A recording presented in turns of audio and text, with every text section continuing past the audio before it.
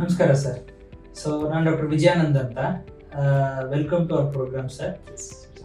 ನಾನು ಕೆಲವೊಂದು ನಾರ್ಮಲ್ಗೆ ಕೆಲವೊಂದು ರೋಗಗಳಿಗೆ ಸಂಬಂಧಪಟ್ಟಂತ ಪ್ರಶ್ನೆಗಳನ್ನ ಕೇಳ್ತೀನಿ ಸರ್. ಸೊ ನಿಮ್ಮಿಂದ ಅದಕ್ಕೆ ಸ್ವಲ್ಪ ಇನ್ಫಾರ್ಮೇಶನ್ ಬೇಕು. ಈಗ ನಾರ್ಮಲ್ ಆಗಿ ಪೇಷಂಟ್ಸ್ ಕೇಳ್ತಾ ಇರ್ತಾರೆ, ಸೊ ಹರ್ನಿಯಾ ಅಂತ ಹೇಳಿದ್ರೆ ಏನು ಸರ್? ಹರ್ನಿಯಾ ಅಂದ್ರೆ ಈ ಬಾಡಿಯಲ್ಲಿ ಕೆಲವು ಸತಿ ವೀಕ್ನೆಸ್ ಪಾಯಿಂಟ್ಸ್ ಗಳು ಇರುತ್ತೆ. ಅಂಬೆಲಿಕಸ್ ಜಾಗ ಆಗಲಿ, ಇಂಗ್ವೈನಲ್ ಜಾಗದಲ್ಲಿ ಒಂದು ವೀಕ್ನೆಸ್ ಪಾಯಿಂಟ್ ಇದೆ. ಈ ವೀಕ್ನೆಸ್ ಪಾಯಿಂಟ್ ಅಲ್ಲಿ ಹೋಲ್ ಆಗುತ್ತೆ, ಸಣ್ಣ ಹೋಲ್ ಆಗುತ್ತೆ. ಅಲ್ಲಿಂದ ಕಂಟೆಂಟ್, ಇಂಟೆಸ್ಟೈನ್ ಆ ಥರದ ಕಂಟೆಂಟ್ ಹೊರಗಡೆ ಬರಕ್ಕೆ ಟ್ರೈ ಮಾಡುತ್ತೆ.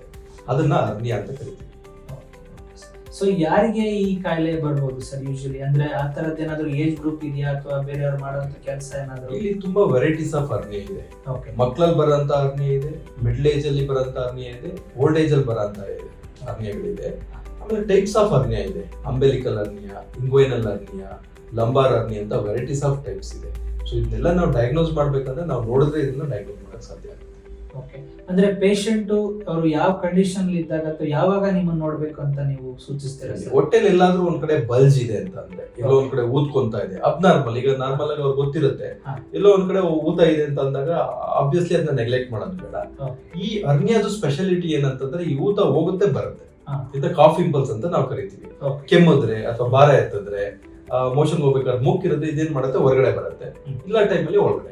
ಓಕೆ, ಅಂದ್ರೆ ಈಗ ಊತ ಇದ್ದು ಪೇನ್ ಬರೋವರೆಗೂ ವೇಟ್ ಮಾಡ್ಬೇಕಾ ಅಥವಾ ಊತ ಇದ್ರೆ ನಿಮ್ಮನ್ನ ನೋಡೋದು? ಡೆಫಿನೆಟ್ಲಿ ಪೇನ್ ಬರೋವರೆಗೂ ವೇಟ್ ಮಾಡೋಂತ ಅವಶ್ಯಕತೆ ಇಲ್ಲ. ಯಾಕಂದ್ರೆ ಪೇನ್ ಬಂದಿದೆ ಅಂತ ಅಂದ್ರೆ ಅರ್ಥ ಅದರಲ್ಲಿ ಏನೋ ಒಂದು ಕಾಂಪ್ಲಿಕೇಶನ್ ಆಗಿದೆ ಅಂತ ಅದರ ಅರ್ಥ. ಹರ್ನಿಯಾದಲ್ಲಿ ಆ ಸ್ವೆಲ್ಲಿಂಗ್ ಕಂಡ ತಕ್ಷಣ ಡಾಕ್ಟರ್ನ ಸಲಹೆ ಪಡಿಬೇಕು. ಓಕೆ, ಸೊ ಈ ಊತ ಬಿಟ್ಟು ಬೇರೆ ಏನಾದ್ರೂ ರೋಗ ಲಕ್ಷಣಗಳು ಇದೆಯಾ ಸರ್? ಹರ್ನಿಯಾದಲ್ಲಿ ಅನ್ಲೆಸ್ ಕಾಂಪ್ಲಿಕೇಟ್ ಆಗದೆ ಇದ್ದಾಗ only swelling is the symptom.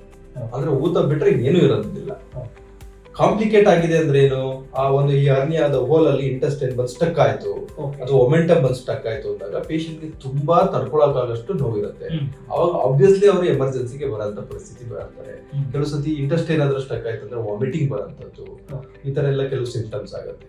ಅದನ್ನ ಕಾಂಪ್ಲಿಕೇಟೆಡ್ ಹರ್ನಿಯಾ ಅಂತ ಕರಿತೀವಿ. ಸೊ ಆ ಕಾಂಪ್ಲಿಕೇಶನ್ ಆಗಕ್ಕಿಂತ ಮೊದಲೇನೆ ಹರ್ನಿಯಾನ ತೋರಿಸ್ಕೊಳ್ಳೋದು ಒಳ್ಳೆಯದು. Okay sir. ಸೊ ಈಗ ಇದಕ್ಕೆ ಟ್ರೀಟ್ಮೆಂಟ್ ಅಂತ ನೋಡೋದಾದ್ರೆ ಏನು ಚಿಕಿತ್ಸೆ ಇದೆ ಸರ್? ಅಂದ್ರೆ ಏನಾದ್ರು ಓರಲ್ ಮೆಡಿಸಿನ್ ತಗೊಂಡ್ರೆ ಅದು ಸರಿ ಆಗುವಂತದ? ಹರ್ನಿಯಾ ಅಂದ್ರೆ ಅದನ್ನ ಆಪರೇಷನ್ ಮಾಡೇ ಸರಿ ಮಾಡ್ಬೇಕು. ಏನಂದ್ರೆ ಹರ್ನಿಯಾದಲ್ಲಿ ವೆರೈಟೀಸ್ ಆಫ್ ಹರ್ನಿಯಾ ಇರೋದ್ರಿಂದ ಅದನ್ನ ಸ್ಕ್ಯಾನ್ ಮಾಡಿ ನಾವು ಪತ್ತೆ ಹಚ್ತೀವಿ.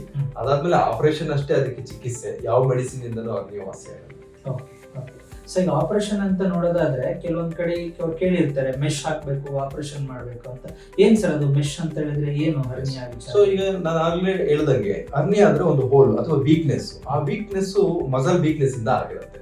ಅದನ್ನ ಸಪೋರ್ಟ್ ಮಾಡ್ಬೇಕಾದ್ರೆ ನಾವು ಬಯೋ ಕಂಪ್ಯಾಟಬಲ್ ಮೆಶ್ ಅಂತ ಹಾಕ್ತೀವಿ. ಅದು ಬಾಡಿಗೆ ಅಡ್ಜಸ್ಟ್ ಆಗಂತ ಮೆಶ್. ಅದನ್ನ ಮೆಶ್ ಹಾಕಿ ಅದನ್ನ ಸಪೋರ್ಟ್ ಮಾಡಿದ್ರೆ ಅಲ್ಲಿಂದ ಮತ್ತೆ ಹರ್ನಿಯಾ ಬರಲ್ಲ. ಅದು ಒಂದು ಸಣ್ಣ ಆಪರೇಷನ್. ಹರ್ನಿಯಾ ಅನ್ನೋದು ಸಣ್ಣ ಆಪರೇಷನ್, ಮೆಶ್ ಹಾಕಿ ಮಾಡ್ಬೇಕು ಆಪರೇಷನ್. ಓಕೆ, ಸರಿ. ಸೊ ನಿಮ್ಮ ಹಿಮಾಸ್ ಆಸ್ಪತ್ರೆ ವೈಶಿಷ್ಟ್ಯತೆ ಏನು ಸರ್ ಈ ಒಂದು ಹರ್ನಿಯಾ ಚಿಕಿತ್ಸೆ ಮಾಡೋದ್ರಲ್ಲಿ? ಸೊ ಈ ನಾವೇನ್ ಮೆಶ್ ಹಾಕ್ತಿವಲ್ಲ, ಆ ಮೆಶ್ ಹಾಕೋದಕ್ಕೆ ತುಂಬಾ ಪ್ರಿಕಾಷನ್ಸ್ ನಾವು ತಗೋಬೇಕು. ಆಲ್ ಹೈಜಿನಿಕ್ ಸಿಚುಯೇಷನ್, ಎಸ್ಟರಲ್ ಪ್ರಿಕಾಷನ್ಸ್ ತಗೋಬೇಕು. ನಮ್ಮ ಆಸ್ಪತ್ರೆ ಏನಂದ್ರೆ ಈ ತರ ಹರ್ನಿಯಾ ಆಪರೇಷನ್ ಮಾಡಕ್ಕೆ ಸ್ಪೆಷಾಲಿಟಿ ಆಸ್ಪತ್ರೆ. ಇಲ್ಲಿ ಯಾವುದೇ ಪೇಷಂಟ್ ಗಳನ್ನ ನಾವು ಬೇರೆ ಅಡ್ಮಿಷನ್ ಮಾಡಲ್ಲ. ಮತ್ತೆ ನಮ್ಮ ಆಪರೇಷನ್ ಥಿಯೇಟರ್ ಆಗಲಿ, ನಮ್ಮ ಟೆಕ್ನಾಲಜಿ, ನಮ್ಮ ಇನ್ಸ್ಟ್ರೂಮೆಂಟ್ ಗಳಾಗ್ಲಿ ಎಲ್ಲ everything is fine tune to do this type of most sophisticated and advance surgery. So ಹರ್ನಿಯಾದಲ್ಲೂ ಕೂಡ ನಾವು ಮೊದಲು ಓಪನ್ ಆಪರೇಷನ್ ಮಾಡ್ತಾ ಇದ್ವಿ, ಇವಾಗ ಲ್ಯಾಪ್ರೋಸ್ಕೋಪಿ ಮಾಡ್ತಾ ಇದೀವಿ, ರೋಬೋಟಿಕ್ ಸರ್ಜರಿ ಮಾಡ್ತಾ ಇದೀವಿ. ಸೊ ಸಣ್ಣ ಹೋಲ್ ಅಲ್ಲಿ ಇವತ್ತು ಹರ್ನಿಯಾನ ರಿಪೇರ್ ಮಾಡ್ತಾ ಇದೀವಿ. ಅದೆಲ್ಲ ಟೆಕ್ನಾಲಜಿ ನಮ್ಮ ಆಸ್ಪತ್ರೆಯಲ್ಲಿ.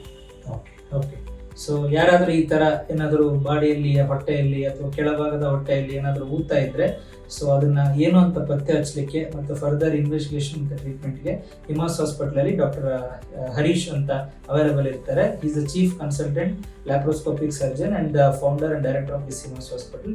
ಅವರನ್ನ ಕನ್ಸಲ್ಟ್ ಮಾಡಬೇಕು. Thank you.